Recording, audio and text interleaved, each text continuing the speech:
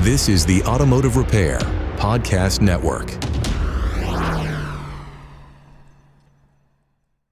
Welcome to another episode of Speak Up Effective Communication, the show on the Automotive Repair Podcast Network focused on your communication and leadership skills. I'm your host, Craig O'Neill, and in our episode today, we are continuing along our top 10 tips for public speaking, which does not just mean an audience in a room.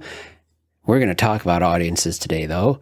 That is, tip number 3 is know your audience. Now, you may recall, I thought about combining this episode with this and tip number 4, which is know the room. But then I started diving into this audience topic a lot deeper, down many, many rabbit trails, and I'm going to share a couple of those trails with you today. But know your audience. Tip number 3 on this list. It seems obvious, but I want to slow down on that word very specifically. What picture does the word audience immediately put in your head?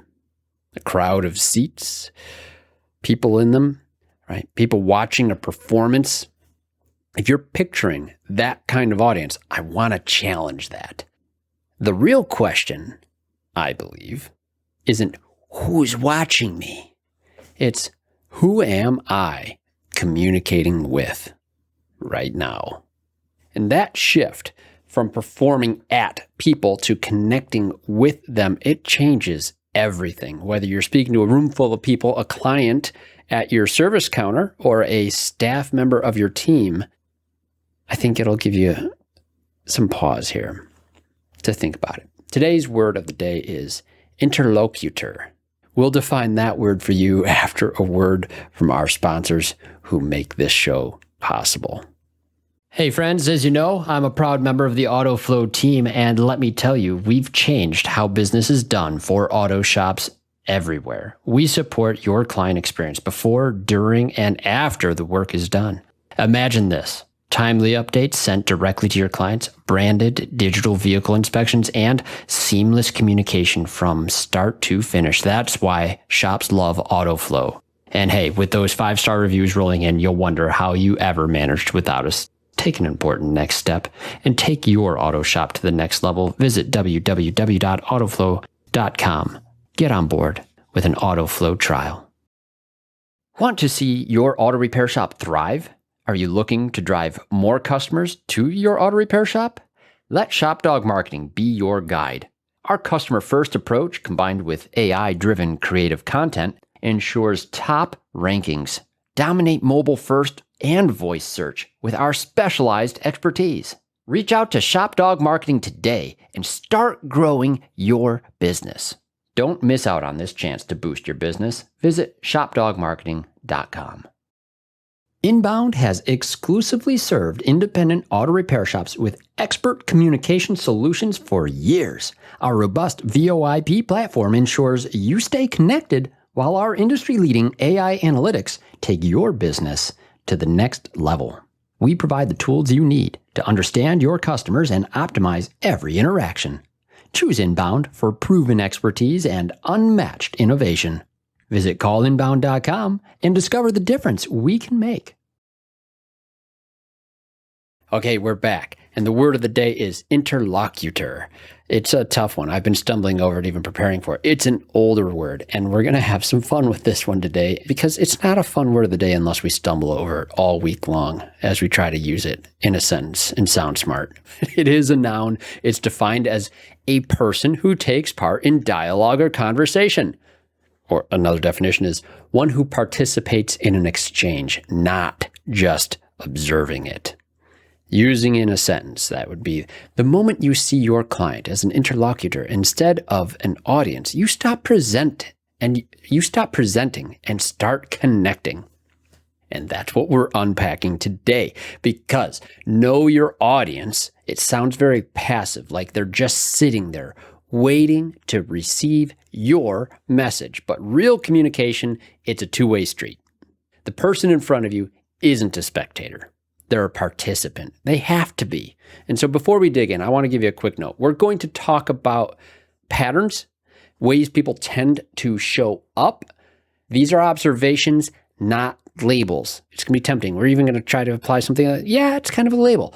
But the goal is not to put people in boxes. It is to become more aware of what's in front of you so you can adapt, read without judging, stay curious, but let evidence present itself, and learn to adapt.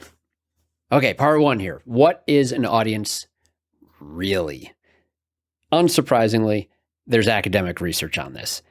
There are communication theorists who have debated for decades whether audiences are passive or active. I feel like the debate's very much settled. We've all experienced time as an audience, and we understand we are actually participating.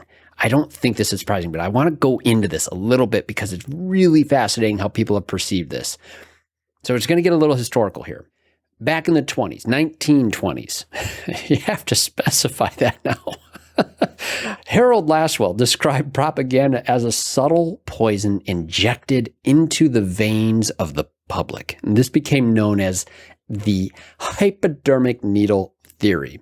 Audiences are passive. You inject the message, they absorb it.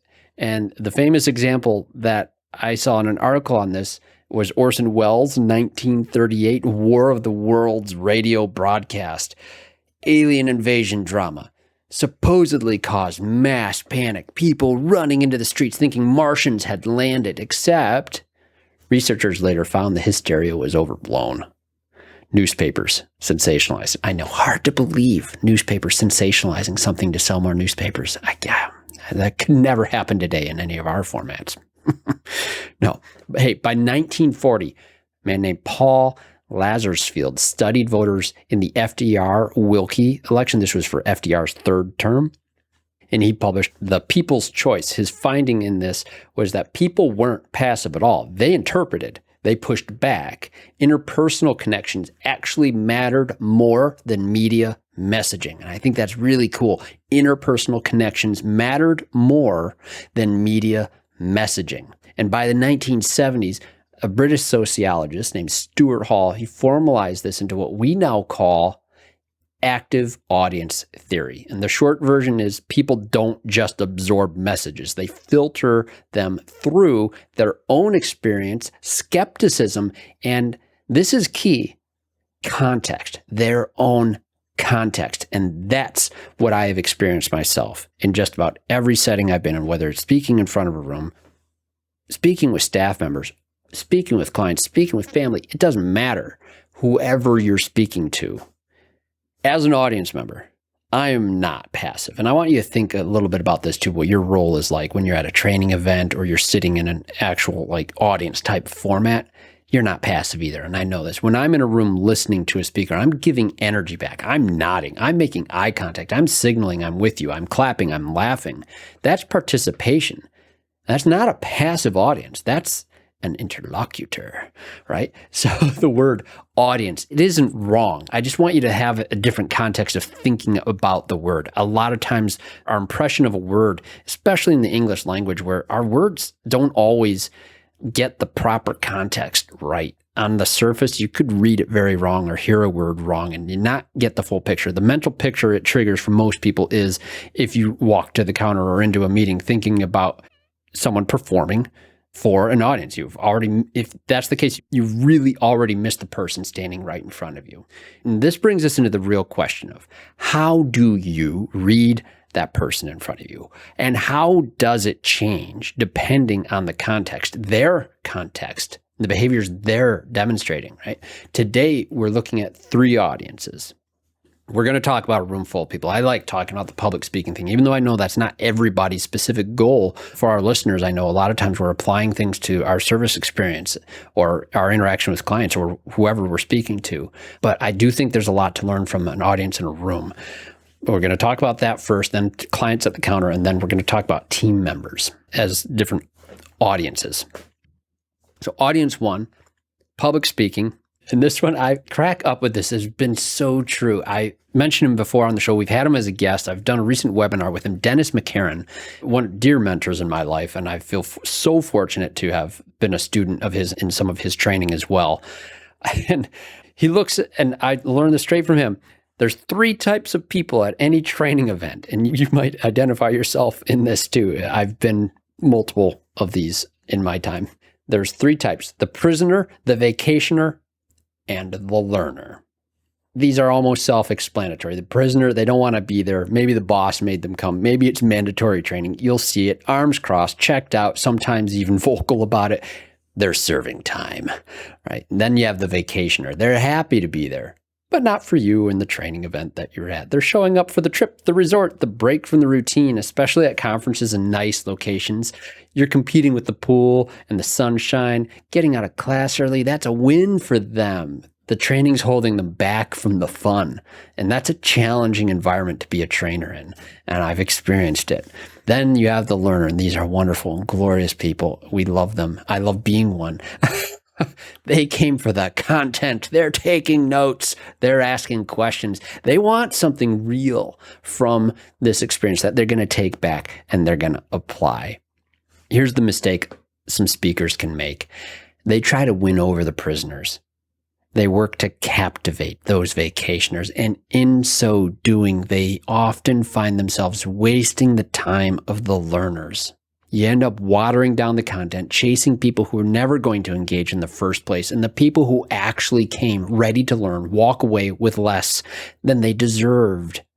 The principle is this: serve the learners first. They're the ones who will carry the message that you're bringing forward, apply it, and probably thank you for bringing it to them. The prisoners might come around or they won't, but you don't sacrifice quality trying to convert them. The true art of great speaking is this: you're going to be engaging because you're delivering valuable content well. You don't need tricks. You don't need to chase attention. If you're clear, if you're passionate, and you know your material, that is the draw. The learners are already with you. And some of the prisoners and vacationers will get pulled in naturally because you're worth listening to. The trap is when speakers start to perform to win attention instead of trusting the value of what they're delivering. And that's when the content begins to suffer. I'll give you an example of this. I was at a software conference a few years ago, and it was about software. It was about learning a program, a very heavy program at that. And the speaker opened the day by putting his hands down, at the podium as he's delivering the introduction. I'm talking literally the first minute of his presentation. Puts his hands in his palms and he's saying, "This is what many of you are going to feel like today." And I was like, oh no, he's doing this. He's setting such an interesting expectation. What about the people who are there excited to learn? Why would they want to resemble and feel that? Oh, it was so frustrating to see. And that was the sentiment that was being expressed by some of the audience members too. He addressed the room like they were all prisoners who didn't want to be there.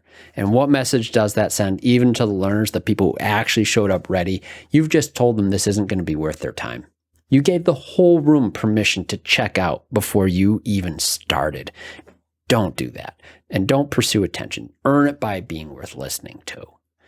Right. Audience number 2 now. So I think that example for our public speaking crowd, the vacationer, prisoner, and the learner, I think that is just something good that you can take away and think about. Build your content for the learner. Now, audience 2, clients at the counter. This is clients, people walking in your door.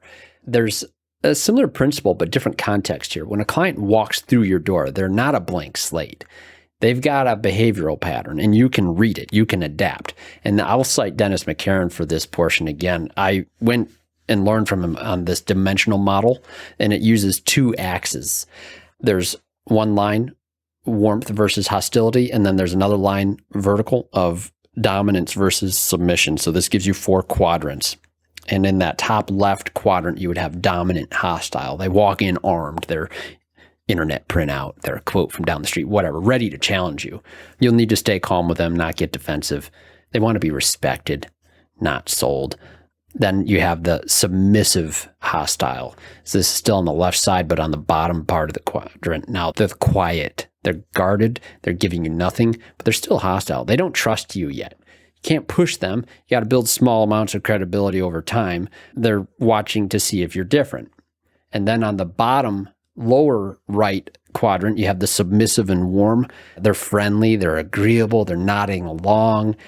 They're non-committal though. These are the ones that are more likely to give you a false yes, and you'll need to probe a lot more with them to really make sure they actually do understand. They're going to be very agreeable. I find myself as a client sometimes being in that spot, but I'm not necessarily ready to commit to things sometimes. And it's really common to run into. They might seem like your friendliest customers, but when confusion comes, it creates a lot of problems. Top right quadrant, Q4, as Dennis would say, dominant warm. And this is the real good client type. They're engaged. They ask good questions. They're ready to collaborate.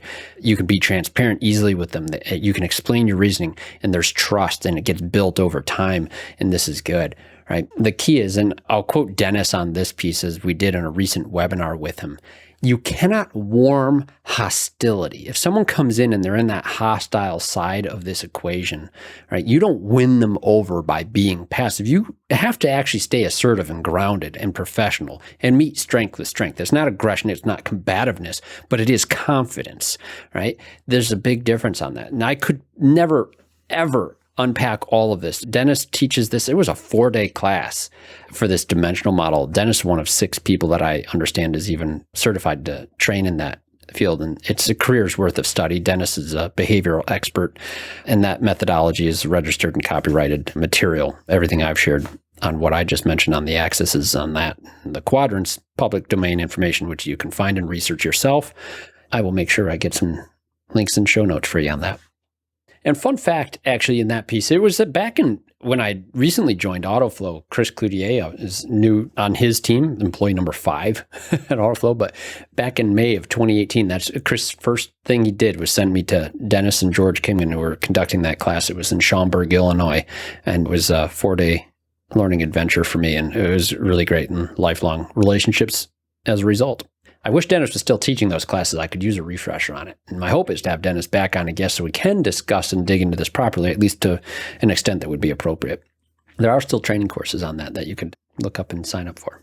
The key on this, though, too, is like just think of this. If you're trying to assess the way a client's coming in, you have whether either they're dominant or submissive, you have either hostility or warmth. Those are really the 2 planes that you can be judging things on. And once you start to recognize which quadrant, it's just 4 things to remember, you're going to start to see what strategies in communication resonate with them the most. And you do need to be able to be adaptive to that. Great client success people will be very adaptive to that. The third audience we'll discuss today is your team. And your team members are effectively an audience too, in the proper term of this, interlocutors, right? And the way you communicate with them has to adapt just like it does with your clients. And the mistake I see a lot of times shop owners, managers, other team members make is a lot of times we communicate solely from where we're coming from right now, and we fail to consider where someone else is coming from, and that's going to set the stage for all kinds of potential problems. I'll stick with some of Dennis' model again because I was actually pulling out, and the reason I went down so many of these rabbit trails, I actually found my workbook the other day from that class, and it applied more to what I do on a day-to-day basis, working with automotive repair shops on change management things. And there's just all kinds of cool information. I'm holding up the book here if you're watching this on YouTube. But there's another grid that I find really useful for assessing our team members, especially in the situation where we're trying to manage or coach a change or any other behavior. And the 2 planes that I'm going to encourage you to just think about with your team is their ability and their motivation. You either have high ability or low ability, high motivation or low motivation. It's very simple 2 things to look at. And there's a simple approach to how each quadrant that this creates needs to be dealt with. And where I find myself a lot of times is dealing with people that are motivated but don't know how to do a thing. Implementing digital systems, for example. A lot of times the know-how on some of those things is surprisingly not there. And it's really easy to instruct skills. And that's exactly what you do for those people that have high motivation but do not have the ability. You instruct them. You teach them the thing. That is the how. You're giving them the how. If you have someone with high ability but low motivation, well, that needs counseling. You're giving them, in my opinion, this is maybe an oversimplification, but you're going to focus a lot more on the why the thing needs to be done, and you're going to win them over with the why. So there's the why or the how. And then, of course, there's the high ability, high motivated people. You're just collaborating with them at that point. Y'all understand the need. Y'all want to make the change, and y'all have the skills to do it. It's just, let's get it done. We're collaborating. It's a beautiful spot to be. And here's where my chief struggle comes in, and where I think the vast majority of you struggle with on a regular basis on a great number of things in our repair facilities, is that we're sometimes dealing with staff members who have very low ability and very low motivation. What do you do with that? Well, you have to direct them. You have to literally tell them exactly what to do. These are the ones that require the most management, where you're constantly directing things. Your communication is going to be also have to be very direct with that, and it'll feel a lot like accountability. It may even feel a little bit overbearing at times, depending on the individuals. But low motivation, low skill is a very difficult spot, and it's total supervision, clear expectations, follow-ups. You're managing. In that case, the mistake would be treating everyone the same and expecting the same type of response to the same types of message. If you're treating your high skill, high motivation people with direction, well, they're going to be burnt out. They want to collaborate with you. They don't want to just be directed and told. They probably have some input, and it's probably very valuable. And that's a great spot to be, and that's a great staff member to have. Know your audience on this. I think if you just draw out that a simple plane and identify where one of your problem plays, somebody might even be coming to mind right now. Don't put them in a box. Put them in a quadrant. And then you can actually assess better how you need to approach them if you're going to win them over at all. Here's where we land. Know your audience. Really great tip. Good advice. It sure is nuanced. The word audience can mislead you. And it lets you think that your job is to prepare a message and just deliver it. Like that's the beginning and end of what you have to do. Like you're on stage, they're in seats. The real work, obviously, very different. The real work is reading that person in front of you in real time and adapting. When you're speaking to a room, are they prisoners, vacationers, learners? Serve the learners first. Don't chase attention. Earn it by being worth listening to. And when you're at the counter, are they dominant or submissive, warm or hostile? Read it and adjust. And remember, you cannot warm hostility. I love that dentist quote so much. And when you're coaching your team, do they have the ability, the motivation? Are you collaborating, counseling, instructing, or directing? Don't treat everyone the same. And now, one more word of caution. Read folks without judging. Be very careful about putting labels on people. And if you go on high alert looking for certain traits, you'll find them, whether they're really there or they're not. And that can lead you to wrong conclusions. So let the evidence present itself. I would say, yeah, these are common patterns, not necessarily personality labels. People will drift between any of these things in many cases. So don't try to make somebody fit into a category. One day they may be in one spot and one day another. Just become aware that these are dynamics, they exist, and stay curious about the person in front of you. That curiosity will always come into the topic in this conversation on anything related to effective communication. The person in front of you isn't your audience, they're your interlocutor. And fun fact, there is a verb form for that word, interlocutor. It's interlocute, to engage in dialogue, to speak with another. But nobody's used that word since 1621. It's 400 years. Maybe it's time to bring it back. And if you want to communicate effectively, whether you're on stage, at the counter, or on the shop floor, you have to stop performing and start connecting. And that's tip number 3. Know your audience, or better yet, know who you are communicating with. And we appreciate hearing from you on anything that helps, or suggestions on topics you'd like to hear us discuss on the show that will help you on your communication journey. Please interlocute with us at speakup@craigoneil.net. O'Neill is O'Neill. I'd love to hear from you and anything that would help. And remember, please listen up to the other shows on the Automotive Repair Podcast Network. We have Remarkable Results Radio with Carm Capriato, Diagnosing the Aftermarket A through Z with Matt Fonslow, and Business by the Numbers with Hunt Demarest, the Auto Repair Marketing Podcast with Brian and Kim Walker, and the Weekly Blitz with Coach Chris Cotton. Once again, thank you so much to our sponsors, AutoFlow, Shop Dog Marketing, and Call Inbound. Thank you for joining us on our journey here, our communication journey, and thank you all of our listeners. Now get out there, listen up, speak up, Know your audience. You've been listening to Speak Up, Effective Communication with Craig O'Neill on the Automotive Repair Podcast Network. Download our exclusive podcast app at automotiverepairpodcastnetwork.com because the best conversations in the industry start here. Check the show notes for Craig's YouTube channel and email. Let him know what topics you'd like him to speak up about.